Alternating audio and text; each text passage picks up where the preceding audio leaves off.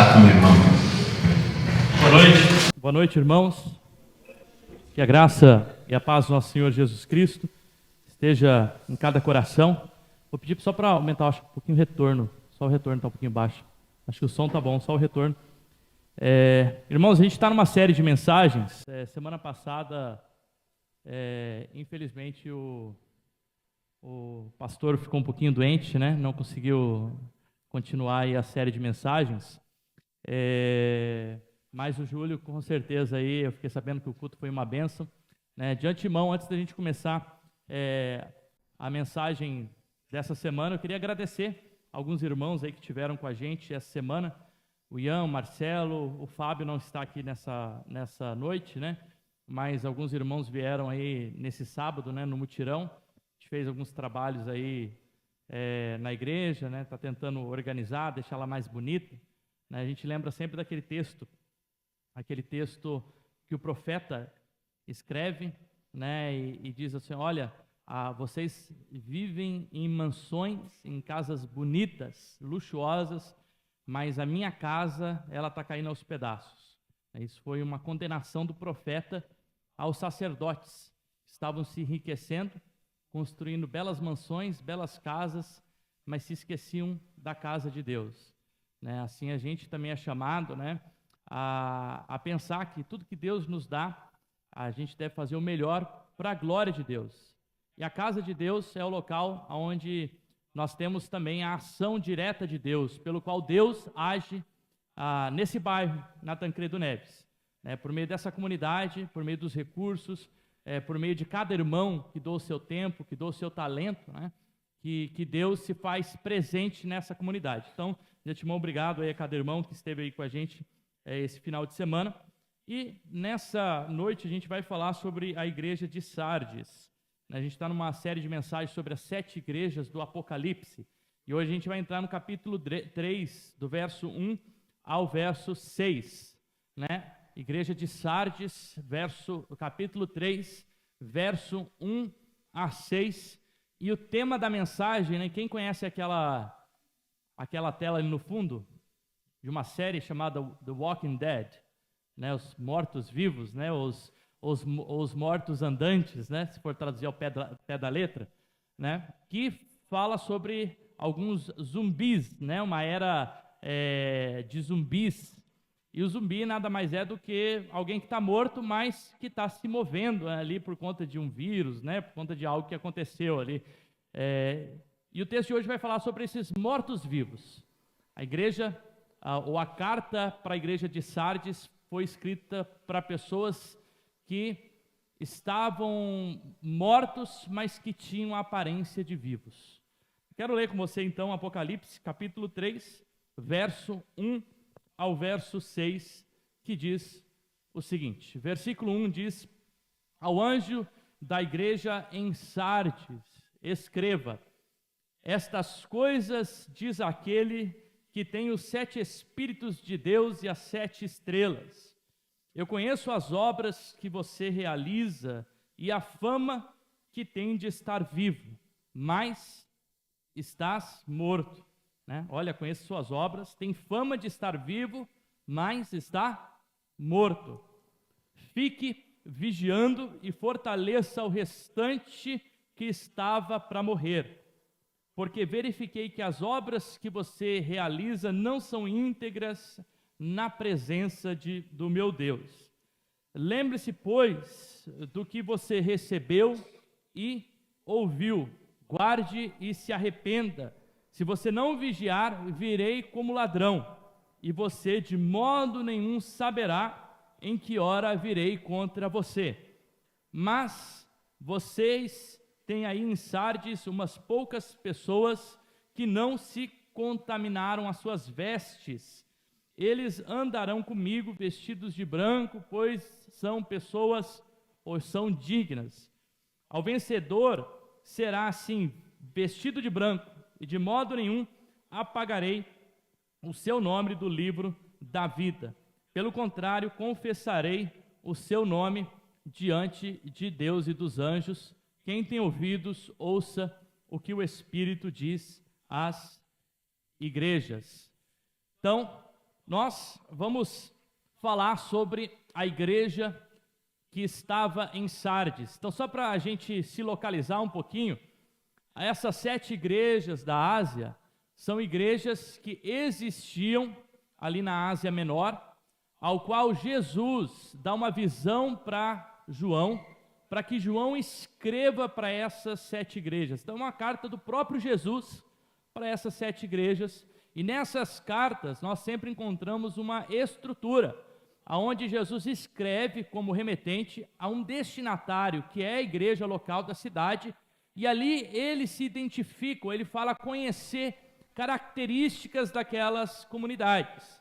Algumas comunidades têm características boas e outras condenatórias, outras comunidades só têm elogios do próprio Jesus, e outras comunidades possuem apenas condenação de Jesus. E no final tem então Jesus chamando essas pessoas ao arrependimento e chamando para aqueles que têm ouvidos, então ouça o que o Espírito quer dizer para essas comunidades. Então essa é a estrutura de todas as 7 cartas e não é diferente da carta de Sardes.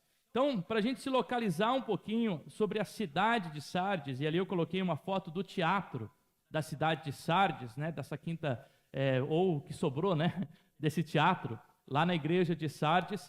Essa cidade, ela foi uma cidade muito orgulhosa pela sua fama, uma cidade que se orgulhava do seu passado.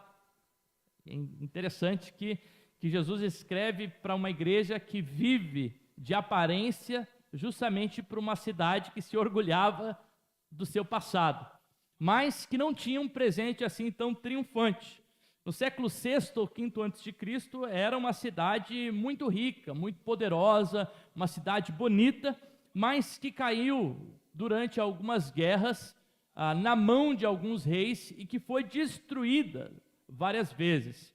Ela se considerava uma cidade impenetrável, uma cidade que ninguém conseguiria chegar, porque ela ficava numa colina, um local bem alto, e ali era muito difícil de se alcançar aquela cidade. A gente sabe, em questões de guerra, né, no mundo antigo, você ficar num lugar alto, quanto mais alto o local, melhor para que uma cidade fosse estabelecida, uma vez que lá do alto, as cidades conseguiriam olhar o seu inimigo que está lá embaixo, se preparar, e teria dificuldade desses inimigos chegarem até aquela cidade. Então ela é uma cidade que ela se ensoberbecia justamente porque era uma cidade difícil de se alcançar e de se guerrear. Mas 2 vezes essa cidade foi destroçada pelos seus inimigos, e no ano 17 a.C., ela também foi destruída por um terremoto que alcançou a cidade de Sardes. Então é uma cidade que na época em que João escreve, ali por volta da década de 90, ou década de 90 depois de Cristo, é uma cidade ainda destruída, que está se construindo e que vive das suas glórias passadas.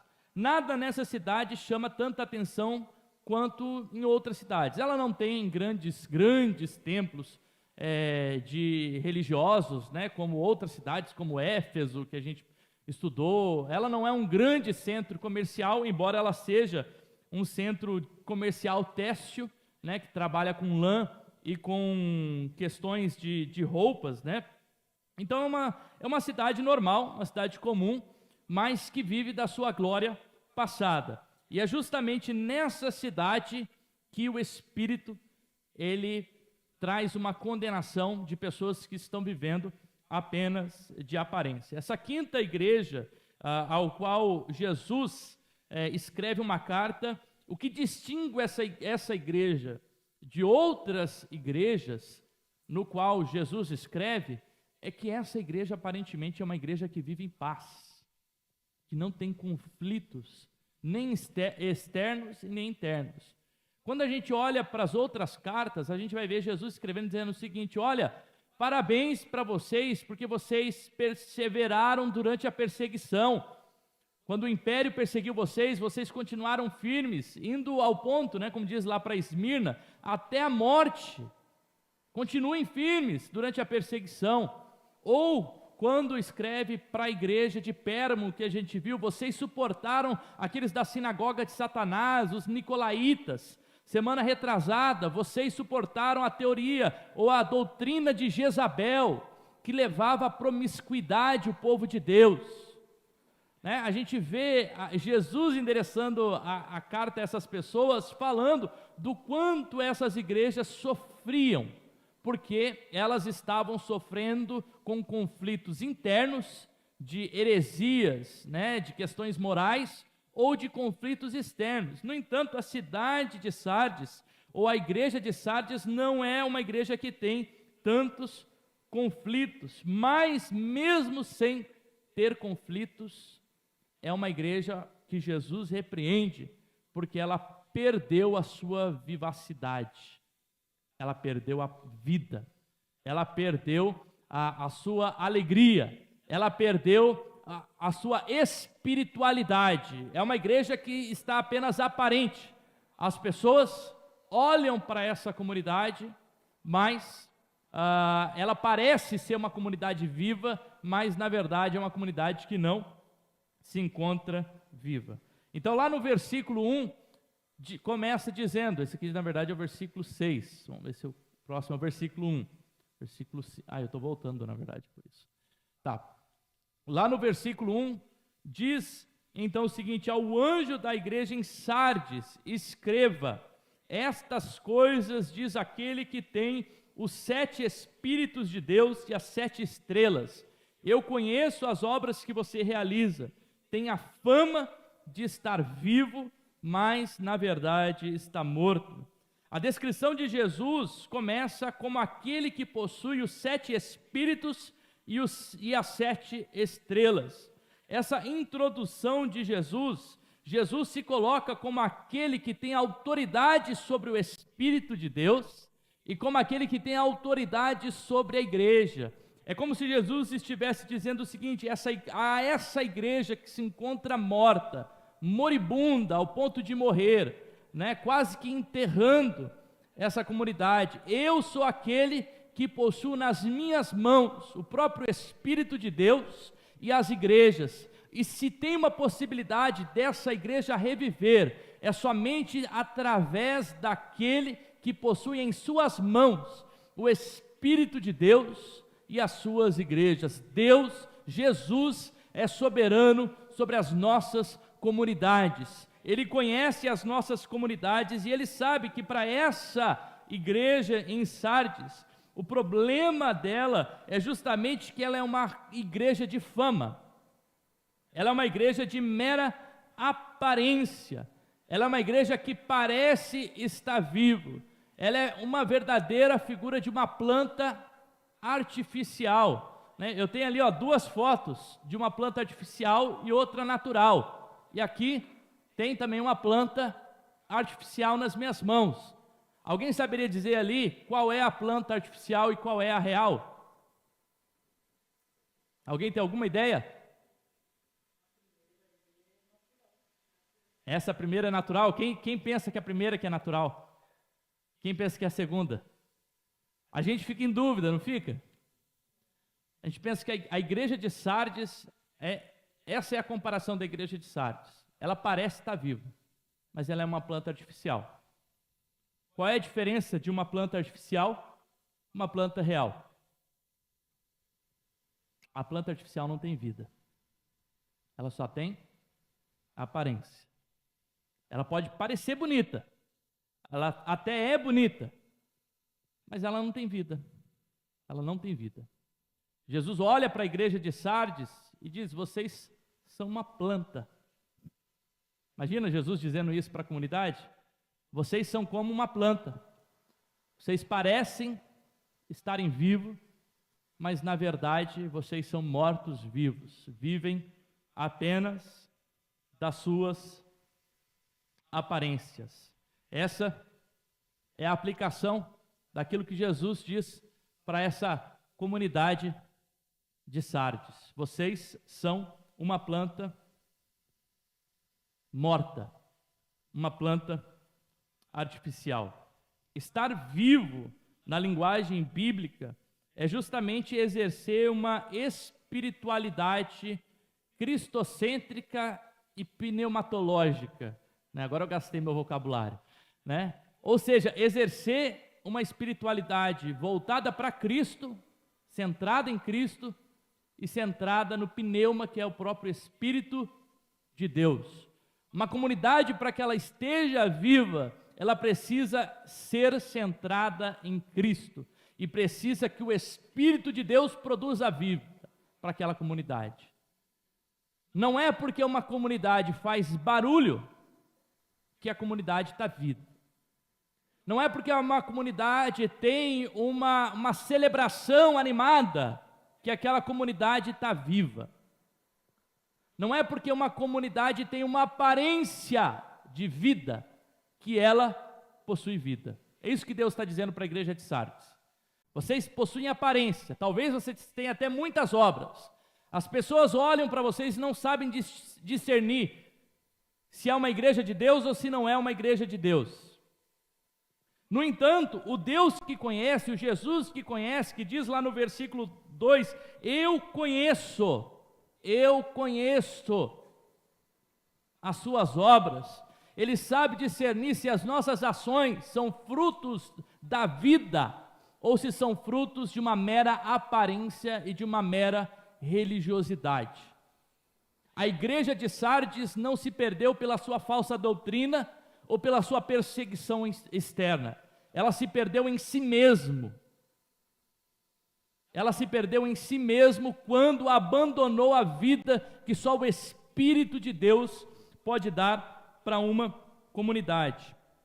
Diz uma ilustração que certo pastor, ao ver que a igreja que pastoreava se encontrava morta espiritualmente, negligenciando a palavra de Deus e desobedecendo os preceitos de Deus, decide chocar a congregação dizendo que na próxima semana faria o culto de sepultamento daquela igreja. Convocou então todos os crentes para virem para a cerimônia na igreja, no culto fúnebre daquela comunidade, e no domingo seguinte, até aqueles que eram faltantes, que já estavam quase saindo da membresia da igreja, decidiram aparecer. Os faltosos estavam presentes. O pastor começou o culto de frente com o púlpito, e lá na frente tinha um caixão. O clima do culto era de fato sombrio, havia uma tristeza no ambiente. A curiosidade se misturava com o medo, com o temor que assaltou a todos. Depois do sermão, o pastor orientou que cada crente fosse até o caixão para ver quem era o defunto que estava sendo enterrado naquele lugar. Cada pessoa passava e olhava dentro do caixão e ficava comovido. Algumas saíram quebrantadas e em lágrimas. A congregação quase inteira chorou copiosamente. No fundo daquele caixão não estava um corpo, mas um espelho. Cada crente daquela congregação contemplava o próprio rosto quando olhava para aquele caixão e compreenderam que eles precisavam ser despertos pelo Espírito de Deus para que pudessem de novo o Espírito produzir vida naquelas pessoas. Assim como a cena de Ezequiel 37, quando o Espírito de Deus chega para Ezequiel e diz: você vê nessa visão esse vale de ossos secos, profetiza para que o Espírito de Deus possa trazer vida para vale de ossos secos. A palavra de Deus nessa noite nos chama a olhar para o nosso coração e procurar um verdadeiro avivamento, para que o Espírito de Deus possa produzir vida verdadeira no nosso coração, para que não sejamos meros zumbis, Walking Dead, não sejamos uma planta artificial, que parece estar viva, mas que não tem zelo com a palavra de Deus e compromisso. Esse primeiro grupo do versículo 1, que estavam mortos, são pessoas que estavam totalmente desconectadas com Deus, porque o morto não pode fazer nada. O morto ele não tem ação, a sua ação não produz vida. ele só pode ter vida na sua ação se alguém o der vida. Se estamos mortos espiritualmente nessa noite, somente o Espírito de Deus pode produzir vida no seu coração. Não é o nosso esforço, não é o seu esforço, não é o meu esforço, é o Espírito Santo de Deus. E Jesus é aquele que possui o Espírito Santo. E nessa noite o Espírito pode produzir vida onde há morte. A morte que o pecado traz, a morte que o distanciamento de Deus traz. E por isso Jesus olha para essa comunidade no versículo 2 e versículo 3 e diz o seguinte: fique vigiando e fortaleça o restante que estava para morrer, porque verifiquei que as obras que você realiza não são íntegras na presença do meu Deus. Lembre-se, pois, do que você recebeu e ouviu, guarde e se arrepende, pois se você não vigiar, virei como ladrão, e você de modo nenhum saberá a hora que eu virei. Primeiro, é interessante que o contraste daquilo que acontece no passado, né, aquilo que vocês receberam, que vocês ouviram, isso vocês precisam guardar, parece sugerir que essa comunidade não é uma comunidade recente, mas é uma comunidade que já fora doutrinada por alguém no passado e que já havia recebido as instruções, o Evangelho de Deus, mas que em algum momento esse Evangelho que produziu vida, agora era um Evangelho morto, porque eram pessoas que estavam mortas e que não tinham vidas por meio do Evangelho. Aqui, no versículo 2 e 3, claramente a gente tem a presença de membros da igreja que não estavam mortos, mas estavam sonolentos, à beira da morte. Uma palavra: moribundos, enfermos, doentes, quase que mortos. E para essas pessoas, a palavra de Deus aqui se estabelece por meio de cinco imperativos que a gente encontra no versículo 2 e no versículo 3. O primeiro imperativo é: fique vigiando, vigiem, orai e vigiai, se atentem. O segundo imperativo: fortaleçam os que estavam para morrer. Terceiro: lembrem-se daquilo que ouviu, guardem aquilo que ouviu e, por fim, se arrependam. Alguns membros dessa igreja de Sardes estavam sonolentos e não mortos, e Jesus os exorta a se levantarem desse sono letárgico, que não os permitia sair da sua condição. Sabe quando a gente está tão sonolento que a gente não consegue mover o próprio corpo? Que é difícil de fazer alguma coisa, até que a gente acorde plenamente? Há dentro da igreja de Sardes, e talvez dentro das nossas comunidades, crentes que estão dormindo espiritualmente. Pessoas que estão acomodadas e indiferentes diante da coisa de Deus. Aquele que é dormente, ele não vibra pelas coisas celestiais.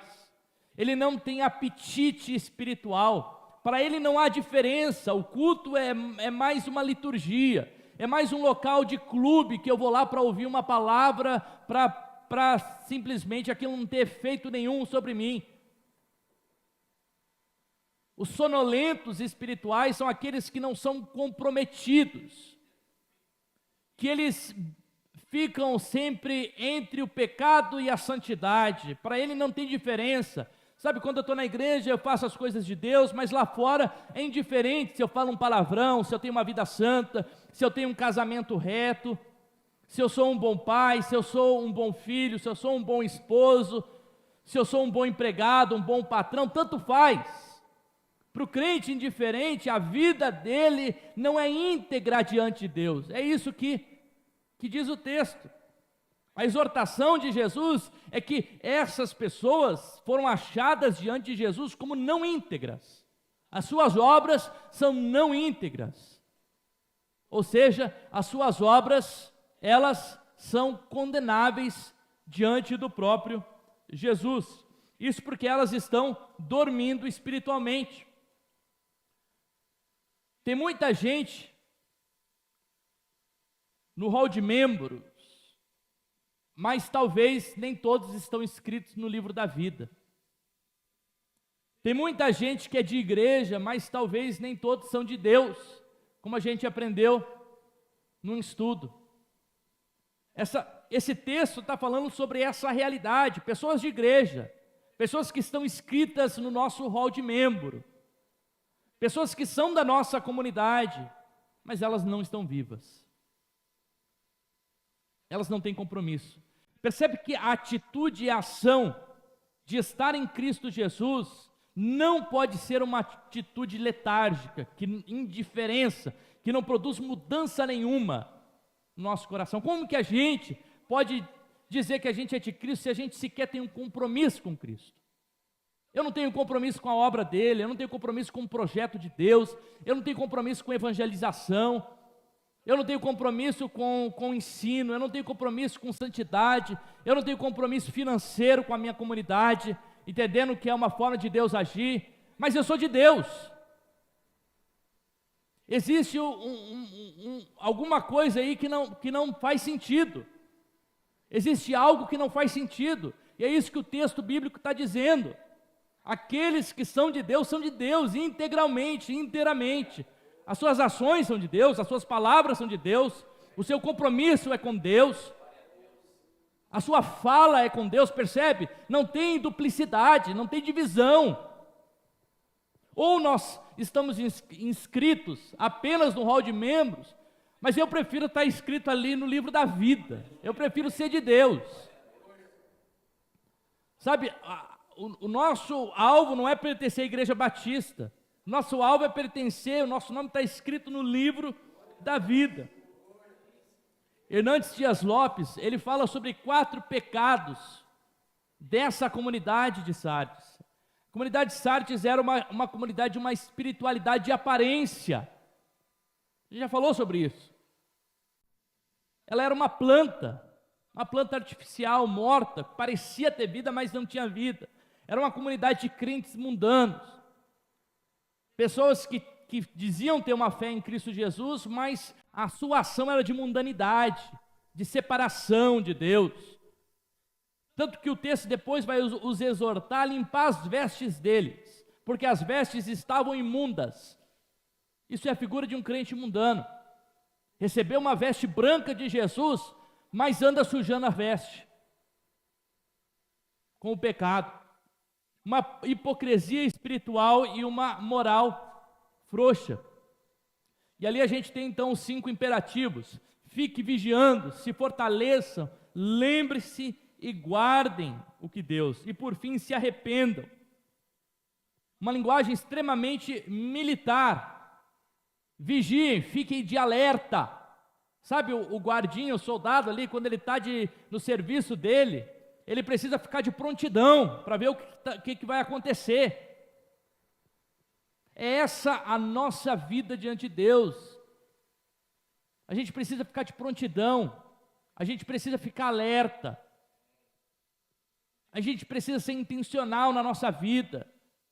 Esse é o conselho, ou a palavra de Jesus para esses que estavam moribundos, quase morrendo: fiquem atentos, olhem, porque o fim daqueles que estavam quase morrendo, se vocês não continuarem assim, não se arrependerem, não guardarem minha palavra, vai ser daqueles primeiros, do versículo 1, vocês vão acabar morrendo como eles morreram. E depois que se torna uma planta artificial, de mera aparência, só Cristo para dar vida. Mas aqui, o Espírito ainda diz, ainda há condição. Então fiquem vigilantes, se fortaleçam aqueles que estão fracos, que estão moribundos. E como? Por meio da palavra de Deus, por meio do arrependimento. É isso que o texto diz: se lembrem daquilo que foi falado, guardem no seu coração. O salmista diz: eu guardei a palavra de Deus no meu coração para não pecar contra Deus.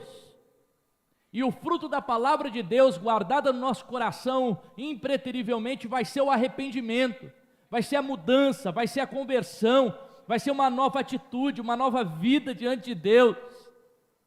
A vida do convertido é a vida do arrependimento, daquele que não consegue viver no mundo, porque o mundo o traz tristeza, a tristeza segundo o arrependimento, a tristeza de Deus.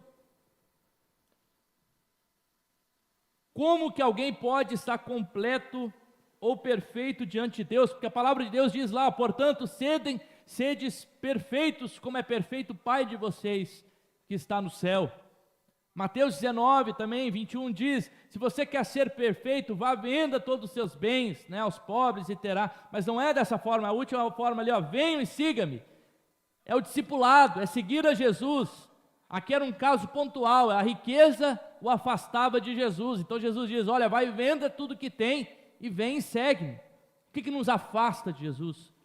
O que nos torna moribundo, mortos-vivos?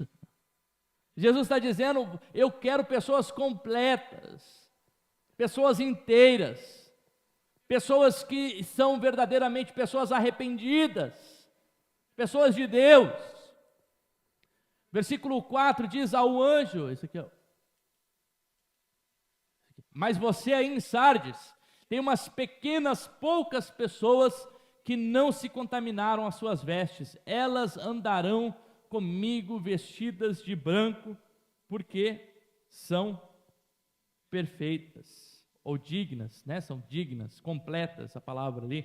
Vocês aí em Sardes, então tem 3 grupos, né? O primeiro é o grupo dos mortos, o segundo era o grupo dos moribundos, né? Os que estavam ali quase morrendo. Jesus fala para eles vigiarem, guardarem a palavra de Deus e se arrependerem. E aqui nós temos uns poucos que não contaminaram as suas vestes.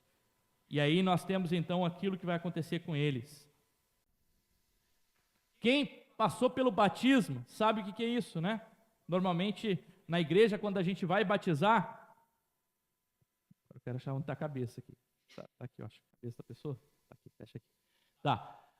Quem passou pelo batismo sabe o que é isso, né? Uma veste branca. Normalmente, o que acontece quando a gente vai para a água do batismo? A gente veste uma veste branca, né? Claro que isso é um sinal apenas, né? Um sinal que nos traz justamente essa ideia que o texto diz. Quando nós vamos para Jesus, é como se eu estou com a minha roupa, Jesus coloca em nós vestes brancas.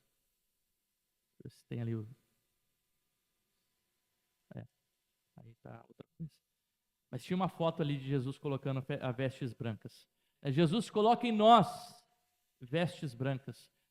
Não importa a roupagem que a gente estava, não importa quão imundo a gente estava, não importa qual era o pecado nosso, quando Jesus coloca vestes brancas sobre nós, nosso pecado é purificado.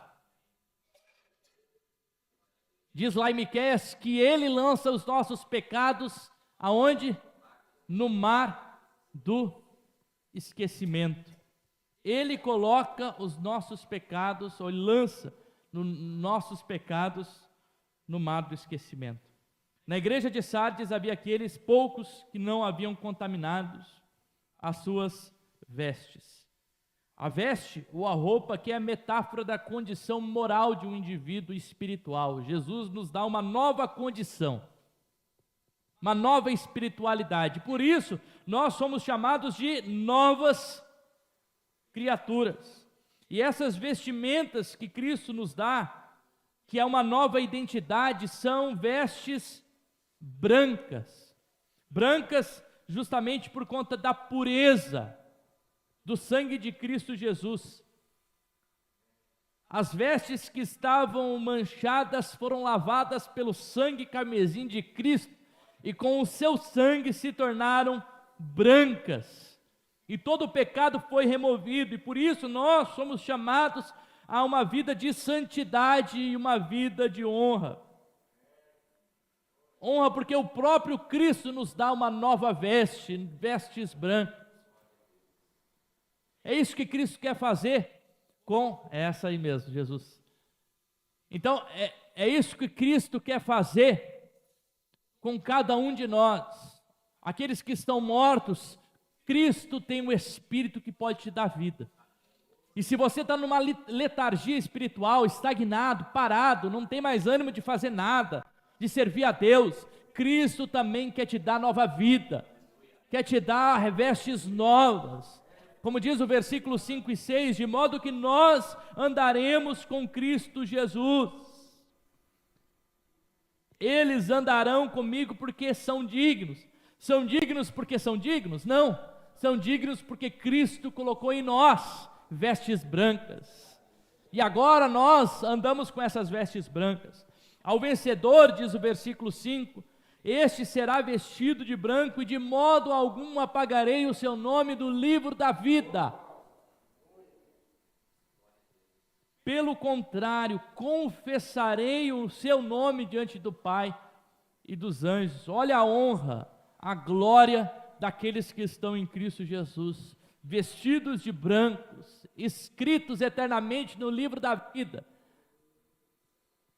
Eu lembro a oração de Moisés, quando o povo peca contra ele, construindo um bezerro de ouro, e Deus disse que iria apagar o nome daquelas pessoas do livro da vida.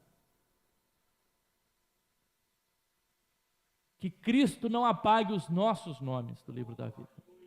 Só Ele pode escrever e só Ele pode apagar. Que Cristo não apague os nossos nomes, porque nós escolhemos uma vida de moribundo, de aparência. Mas pelo contrário, que nessa noite nós busquemos a Deus de todo o nosso coração, e que o seu Espírito Santo produza em nós vida. Como diz o versículo 6, quem tem ouvidos, ouça o que o Espírito diz às igrejas. Há 3 promessas no versículo 5. A primeira promessa para aqueles que estão em Cristo Jesus é que eles vão usar roupas brancas, que denota pureza, santidade e honra. A segunda promessa é que eles, os que são fiéis, não terão os seus nomes apagados do livro da vida. E a terceira promessa é que Cristo reconhecerá os nossos nomes diante de Deus e diante do Pai. Quem tem Espírito, ouça o que o Espírito diz às igrejas. Que Cristo, nessa noite, nos dê vida. A palavra para a gente, e assim eu finalizo, é uma palavra de arrependimento.